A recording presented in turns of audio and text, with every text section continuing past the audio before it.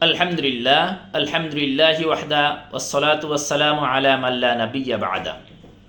সম্মানিত দর্শক শ্রোতা, আজকে আলোচনা করব নামাজি ব্যক্তির সামনে দিয়ে অতিক্রম করা সম্পর্কে।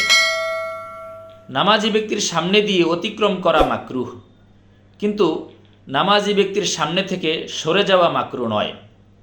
সুতরাং নামাজি ব্যক্তির সামনে থেকে কোনো ব্যক্তি সরে যাওয়া, অর্থাৎ নামাজি ব্যক্তির সামনে যদি কোনো ব্যক্তি বসা থাকে, তাহলে সে যদি সেখান থেকে উঠে সরে যায় বা চলে যায়, তাহলে তার জন্য মাকরুহ হবে না, সে সেখান থেকে উঠে সরে যেতে পারবে।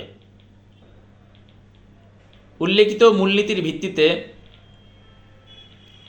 একটি মাসআলা হচ্ছে, যদি দুইজন ব্যক্তি নামাজি ব্যক্তির সামনে দিয়ে অতিক্রম করতে চায়, তখন এক ব্যক্তি নামাজি ব্যক্তির সামনে গিয়ে তার পিঠ দিয়ে নামাজের ব্যক্তির সামনে দাঁড়াবে, আর দ্বিতীয় ব্যক্তি ওই ব্যক্তির সামনে দিয়ে যদি অতিক্রম করে, পরবর্তীতে যে ব্যক্তি নামাজি ব্যক্তির সামনে পিঠ দিয়ে দাঁড়িয়েছিল সে যদি নামাজি ব্যক্তির সামনে থেকে সরে যায়, এই সুরত জায়েজ আছে এবং দোনো ব্যক্তি নামাজি ব্যক্তির সামনে দিয়ে অতিক্রম করা হয়ে গেছে।